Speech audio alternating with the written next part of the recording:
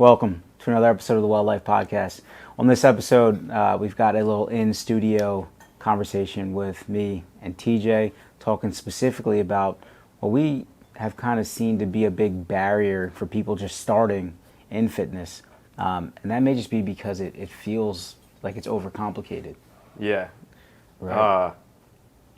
Within fitness, people see such a mishmash of ways to train, or they think they have to train a certain way. Obviously, we preach strength training. Yeah, and I think we'll go into why we still believe that should be a part of your workout, your routine. But more so of just, right, this conversation, we kind of want to be aimed at, like, do you have to train a certain way to get the results you want? Yes, but you also don't have to train a certain way for things that you don't want. Yeah. I think that's a big point there. It's two-sided. So you have to train a certain way if you want to achieve certain goals. Yeah. But if you just want to overall be healthy, you probably don't have to train a certain way. Right? You can just move your body, and that can allow you the benefits of having some level of being healthy. Yeah. And if that's all you want to do, like you can get there. Yeah. So I want to kind of break it into two things of saying, like, there's general just working out for whatever you want, just to feel good, right? And get your cardiovascular health up, right?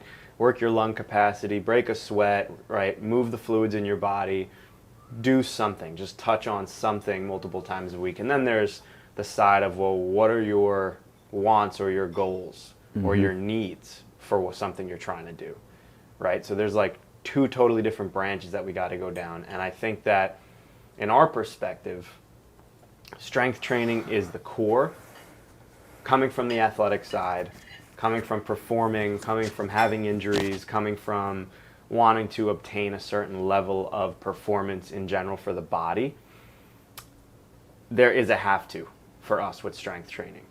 And we think that way because strength training is one of the biggest drivers of, or is one of the biggest proven drivers kind of change created, whether you're slightly injured, whether you're trying to work around injuries or get away from injuries, or whether you're trying to be just a much more efficiently well-rounded individual and body that can move through space, right? And I think that holds a lot of value for anybody that is trying to just move or do something, right? You might say you're just a runner on that just a workout side, right? But then you take to the performance side and it's like, well, what happens when you have patellar tendonitis, shin splints, and you pull your right glute, right? Or your lower back is killing you on runs now because you run 3 times a week. Mm-hmm.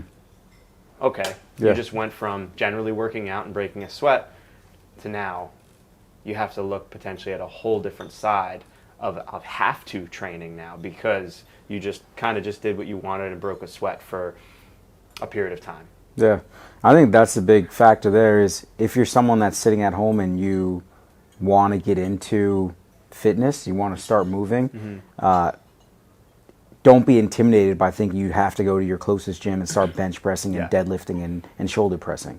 Like, I think that's the biggest barrier is, I mean, one, the biggest barrier for someone to start is just kind of starting to do anything. Something. Yeah, I was going to say, you've got barriers, Right, like that's it. It's like, don't let that be what holds you back because you think you need to be able to squat, bench press, do these big strength movements. It's do whatever you feel comfortable doing right now. If you enjoy hiking, if you enjoy going for a walk, you enjoy running, like, do that. We are completely biased to strength training. So yes, I think that anyone that's not working out right now can start anything. Start walking your dog, start going for runs, start doing whatever you feel most comfortable with.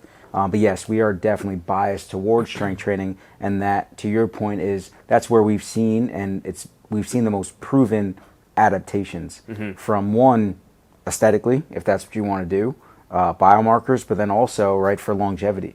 So I know if I'm going to have a conversation with someone about what's the best way for you to work out, it's going to be built around strength training.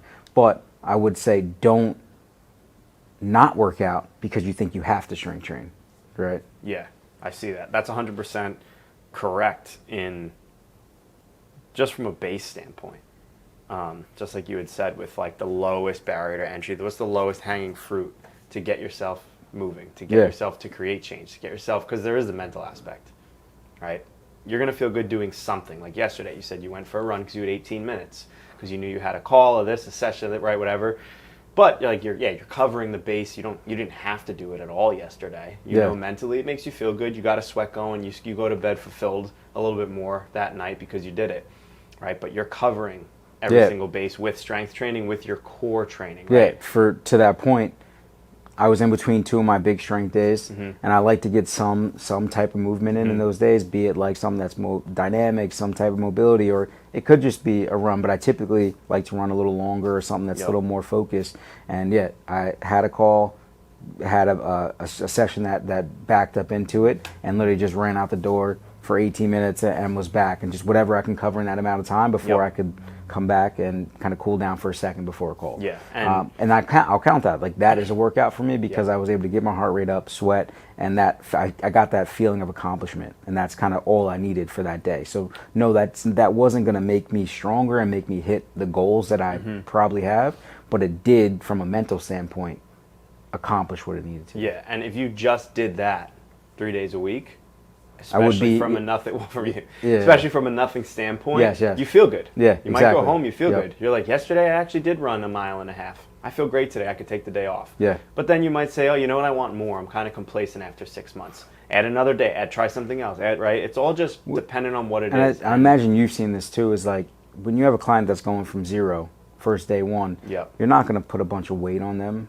in the first month.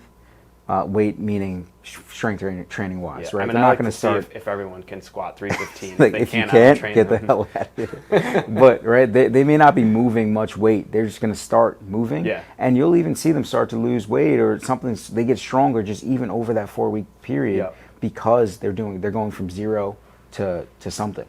Yeah. Right. And like that, I think that's even it. Just whatever. If you just start doing something consistently for 4 weeks, you're going to start to see some change, be it internally or and externally. Yeah, and that's also what I've seen. Right. I've had people that have played tennis for 12 years or were sports as a kid, never really worked out, ran a little bit on their own, played tennis. Now they have shoulder issues and their knees are kind of weak and their life is catching up with them.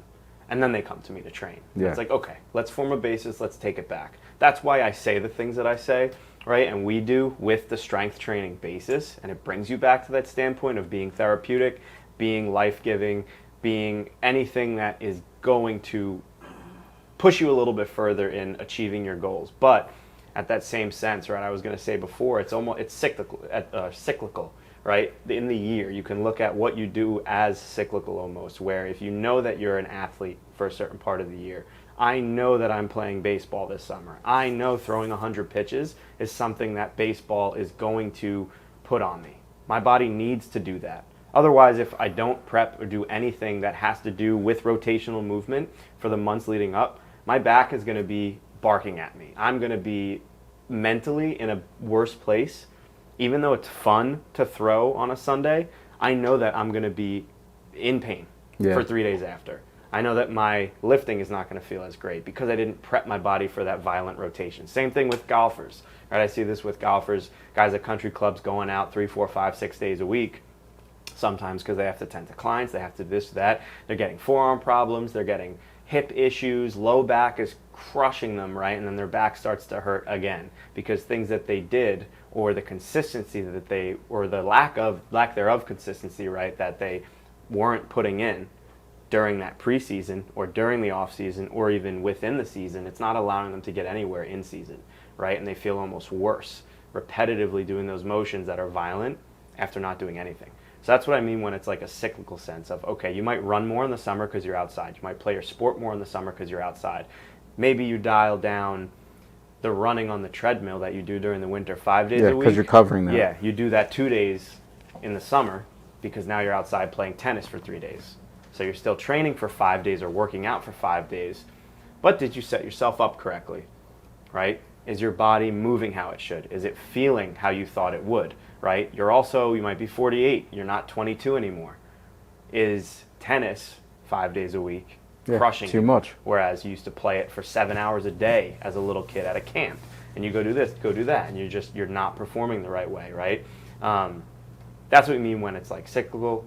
There's this side versus that side. The want, the workout in general versus the need, the have to's kind of to go after it, and then pulling yourself back.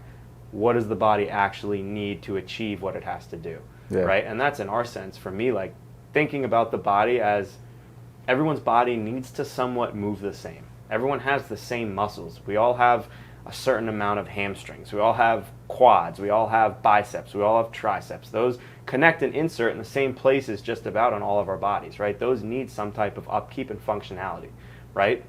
It's like if you just took your same car that you drive during the day and you take it to a racetrack on weekends now, only for 3 months out of the year, but you don't change the tires and you don't get more oil changes more often, it's right, you're putting more wear and tear during a different season without doing anything differently for the car itself, right? How are you preparing and upkeeping it?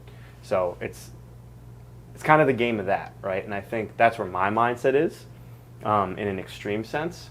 And then as you talked about barrier to entry, right? It's just like just moving. And yeah, it almost seems like I'm saying when you run into problems, right? You might have to get into strength training, you might have to shift gears, but I think it's all built around the same. And it's okay, if the top question is, do I have to do something specific in order to achieve a workout, or say that I did a workout, or say that I'm exercising? Like, no, you don't. It's better to just move, because we're in a time period right now where people are more sedentary than they've ever been, and that goes from kids to adults. So if you're just moving, you're in a better place.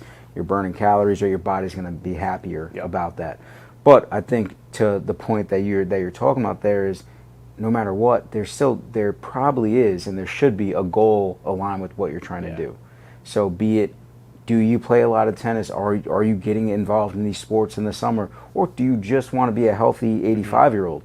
All right, so if I want to be healthy at 85, there are things I just have to do right now that are going to allow me to achieve the things that I want to do at 85. So if I want to have the freedom to move my body in a way that I want to, or in a way that I think I'm going to be happy when I'm 85, 90 years old, right? If I want to be able to get up off the couch, get off the toilet, be able to go on vacation and walk around, I need to build certain capacities in my body today that I need to stay around with me when I'm 85, right? I need to build this longevity in my life, right? If I want to be healthy and I want to be able to move in my later years, I have to have a certain amount of strength and muscle in my body today, right? So that's why, if we're talking about planning for, if you're playing sports, you're doing something, prep your body, plan for that, so you don't, right? You can avoid that injury. Or long goal, put some muscle on your body today, right? So that when you are 40 years out, when you're in your 80s, when you're in your 90s,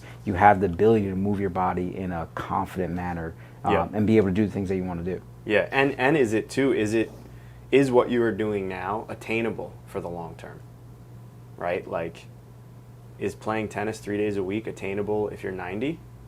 Maybe, if you're doing the necessary things to upkeep your outside body. of it to upkeep. Exactly. Right? Yeah. So I think that's where the non-negotiables do happen with certain types of training. And you could talk about anything with that. You could talk about rock climbing. You could talk about skateboarding. You're like, where is your body going to be living at, and what are the demands that is going to have put on it, right? What do you need to do to get it there and to keep it there repetitively, year after year, as it degrades and breaks down? And like, muscle is the fountain of youth in that sense, metabolically, right? So that's where that type of training comes into play. And I think there's this thought, like, right, with even, okay, so we talk about down the line, if you're playing tennis 3 days a week now, can you play tennis 3 days a week when you're 80? Right? It's like, you have to have the cardio and the muscle and the care for your body and the prep for your body in order to be able to stay healthy for that long, right? And to be able to keep yourself being able to do those things. So if I can't play tennis probably 5 days a week right now because I'm in pain, I'm probably not going to be able to play 3 right when I'm 85. So you've got to be able to build up a body that can afford to lose some of the kind of the strength that you have, the speed that you have, but put you at a level that's going to feel comfortable, right, when you're 85. So if I can't run a few miles right now, I can't expect to be able to run a few miles in 40 years, Yep. right? Or be able to maybe fast-paced walk in a few years. So it's Yeah. what capacity can you build up right now and put that into your plan in order to be able to have this base down the line. Yeah, and be like readily adaptable. Yeah, Almost, exactly. right? You know how your body's going to feel and perform. I had even one younger guy, like 20 years old, 21, 22, talk to me about like wanting to get into strength training because he wants to change his body, right? That's initial. But then he like started boxing a couple months after that, and I was like, but he didn't have a strength basis.